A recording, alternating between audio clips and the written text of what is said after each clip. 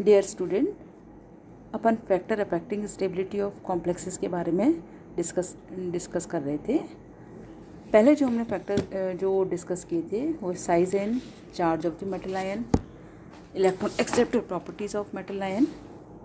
आज हम जो फैक्टर डिस्कस करेंगे that is electronic configuration of metal, electronegativity of metal and crystal field stabilisation of energy. ये सारे फैक्टर्स जो भी हमने जो है मेटल से रिलेटेड जो मेटल को प्रभावित करते हैं वो फैक्टर्स के अपन बात कर रहे हैं। तो इलेक्ट्रॉनिक कॉन्फ़िगरेशन ऑफ मेटल का जो इलेक्ट्रॉनिक कॉन्फ़िगरेशन होता है वो भी कॉम्प्लेक्स की स्टेबिलिटी को प्रभावित करने वाला एक बहुत इंपॉर्टेंट फैक्टर होता है, क्योंकि मेटल और लीगेंड बॉन्ड की जो स्ट्रेंथ होती है मेटल से लीगेंड की ओर और लीगेंड से मेटल की ओर इलेक्ट्रॉन के स्थानांतरण की सीमा पर निर्भर करती है। अब ये जो मेटल और लीगेंड बॉन्ड है या लीगेंड से मेटल बॉन्ड है, इसको अपन पी पाई और डी पाई बॉन्ड के पहले भी अपन ने इसको डिस्कस किया था। तो वैलेंसी बॉन्ड थ्योरी के अनुसार हाई कोऑर्डिनेशन नंबर के कॉम्प्लेक्स तभी बनेंगे जब अधिक संख्या में मेटल के पास वेकेंट डी ऑर्बिटल्स हाइब्रिडाइजेशन के लिए उपलब्ध होंगे। For example alkali metal, alkaline earth metal, group B की हैवी जो मेटल होती है हाई कोऑर्डिनेशन नंबर के साथ स्टेबल कॉम्प्लेक्स बनाते हैं। क्यों बनाती हैं ये स्टेबल कॉम्प्लेक्स? इसलिए बनाती हैं क्योंकि इन धातुओं का साइज़ बड़ा होता है और इनमें जो इलेक्ट्रॉन की संख्या कम होती है। इलेक्ट्रॉन की संख्या कम होने के कारण ये मेटल अपने चारों तरफ से जो लीगेंड को स्पेस दे करके अधिक संख्या में इलेक्ट्रॉन पेयर्स का जो क्या है इक्वली डिस्ट्रीब्यूशन कर करके हाई कोऑर्डिनेशन नंबर वाले कॉम्प्लेक्सेस बनाती हैं। इसी प्रकार जो डी ऑर्बिटल्स के इलेक्ट्रॉन की संख्या भी जो होती है वो भी मेटल की स्टेबिलिटी को इफेक्ट करती है। तो D1 से D तक के जो मेटल आयन हैं वो हम जानते हैं कि वो ऑक्टाहेड्रल कॉम्प्लेक्सेस बनाते हैं। D7 से D9 वाली जो मेटल आयन है कोऑर्डिनेशन नंबर 4 वाले स्क्वायर प्लेनर ज्योमेट्री वाले कॉम्प्लेक्स बनाने की इसमें टेंडेंसी पाई जाती है। इसी प्रकार से जो D10 वाले जो मेटल आयन में भी स्क्वायर प्लेनर ज्योमेट्री के स्थान पर जो टेट्राहेड्रल ज्योमेट्री पाई जाती है। क्यों पाई जाती है? क्योंकि D10 में कंप्लीटली फिल्ड डी ऑर्बिटल हो जाता है, वेकेंट डी ऑर्बिटल नहीं होता।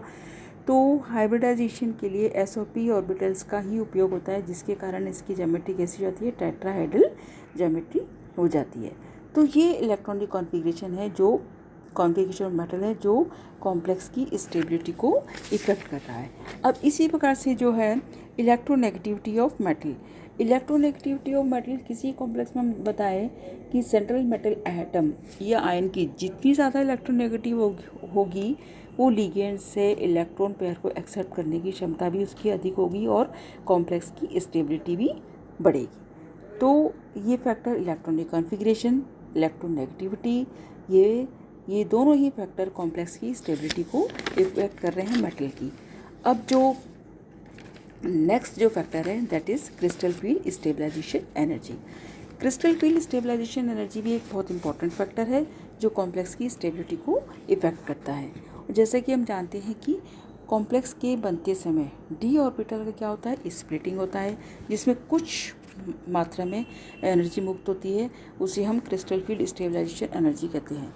किसी भी कॉम्प्लेक्स के लिए जितना अधिक जो है CFSE की वैल्यू होगी उस कॉम्प्लेक्स की स्टेबिलिटी भी क्या होगी? उतनी ही अधिक होगी। इसको हम ट्रांजिशन मेटल आयंस की first series of transition metal के एक्वा कॉम्प्लेक्स के आधार पर अपन इसको हम एक्सप्लेन करेंगे।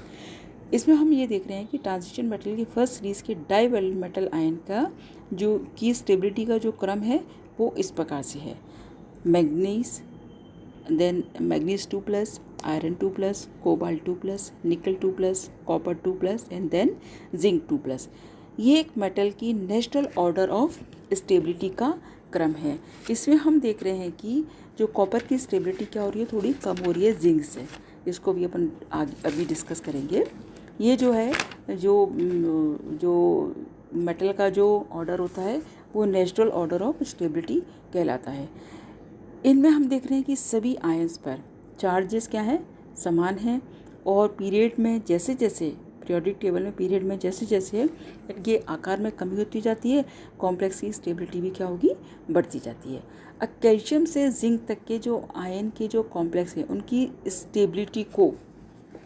स्टेबिलिटी में जो इंक्रीजिंग हो रहा है उसको अपन डायग्राम से बता रहे हैं। वह जो डायग्राम है वो लॉग बीटा और ट्रांजिशन मेटल के एक्वा कॉम्प्लेक्स के बीच में ड्रॉ किया गया है। तो इस डायग्राम में हम देखें कि जो डॉटेड लाइन है मेटल के कॉम्प्लेक्स की ऑब्जर्व स्टेबिलिटी को बताता है, जबकि इसी जो सॉलिड लाइन है वो कॉम्प्लेक्स की एक्सपेरिमेंटल स्टेबिलिटी को बतला रहा है। इस एक्सपेरिमेंटल स्टेबिलिटी में हम देख रहे हैं कि डबल हम्ड है। ये जो कर्व डबल हम, ये किसके कारण है? ये जो डबल हम्प है वो मेटल की जो है कैल्शियम, मैग्नीशियम और जिंक में हम देख रहे हैं कि इन मेटल आयन में D0, D5 और D10 इलेक्ट्रॉन्स पाए जाते हैं। तो इनका जो CFSE की वैल्यू जो होती है वो 0 होगी, यानी कि इनके कॉम्प्लेक्स का कोई एक्स्ट्रा स्टेबिलिटी नहीं है, जिसके कारण लॉग बीटा की ऑब्जर्व वैल्यू और एक्सपेरिमेंटल वैल्यू भी क्या है? सेम है। तो इन तीनों आयनों के लिए लॉग बीटा का मान जो है वो स्ट्रेट लाइन पर स्थित है। अब ये जो डबल हम की हम बात कर रहे हैं, इनमें जो मैक्सिमम जो है वेनेडियम और निकल आयन है। वेनेडियम 2+ तथा निकल 2+ मेटल आयन के कॉम्प्लेक्स हैं। क्योंकि ये दोनों ही complex high spin octahedral complex हैं। वेनेडियम 2+ D3 आयन के लिए CFSE की वैल्यू जो है वो Δ0 -1.2 और निकल 2+ आयन जो कि D8 कॉन्फ़िगरेशन के लिए CFSE की वैल्यू कितनी है? Δ0 इज़ -1.2, जो कि हाई स्पिन कॉम्प्लेक्स ऑक्टाहेड्रल के लिए ये सबसे मैक्सिमम वैल्यू है। इसको अपन टेबल से भी अपन इसको देखें तो टेबल में ये नंबर ऑफ इलेक्ट्रॉन की संख्या और CFSE की वैल्यू D1 व D6 तक के D ऑर्बिटल्स के लिए -0.4 डेल्टा हो, D2 व D7 के लिए -0.8 डेल्टा हो, D3 व D8 के लिए -1.2 डेल्टा हो, D4 और D8 के लिए -0.6 डेल्टा हो और D5 व D10 के लिए जो है 0 डेल्टा हो। ये जो स्टेबिलिटी का जो क्रम है CFSE के मान से हम ये दे सकते हैं कि जैसे CFSE का मान बढ़ता जाएगा कॉम्प्लेक्स की स्टेबिलिटी भी बढ़ती जाएगी।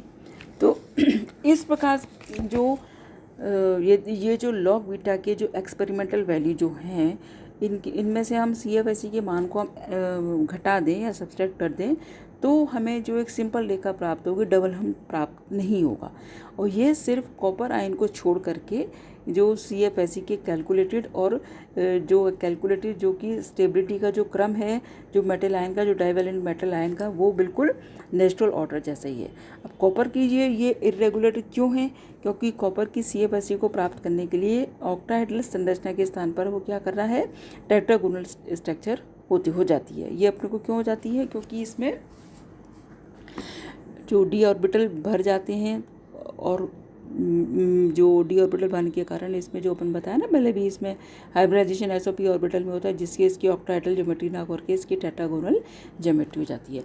तो ये भी एक बहुत इंपॉर्टेंट फैक्टर है क्रिस्टल फील्ड स्टेबलाइजेशन एनर्जी का, जो कॉम्प्लेक्स की स्टेबिलिटी को बतलाता है। तो इससे हम ये निष्कर्ष निकाल सकते हैं कि किसी भी कॉम्प्लेक्स के लिए CFSE की जितनी वैल्यू होगी उसका स्थायित्व यानी कि स्टेबिलिटी भी उसकी उतनी ज़्यादा होगी। तो ये जो सारे फैक्टर्स हैं जो कॉम्प्लेक्स के जो मेटल से रिलेटेड फैक्टर हैं उसके बारे में अपन ने पूरा डिस्कस किया। अब इसमें कई सारे छोटे छोटे क्वेश्चंस भी आ सकते हैं जिसको अपने को देखना है। और अब नेक्स्ट जो हमारा वीडियो होगा वो लिगेंड की फैक्टर्स जो लिगेंड को प्रभावित करेंगे। अभी हमने मेटल को प्रभावित करने वाले फैक्टर्स के बारे में डिस्कस किया। अब नेक्स्ट टॉपिक जो अपन है लिगेंड के फैक्टर्स को, जो फैक्टर्स जो लिगेंड को इफेक्ट करेंगे उनके बारे में अपन डिस्कस करेंगे। Thank you.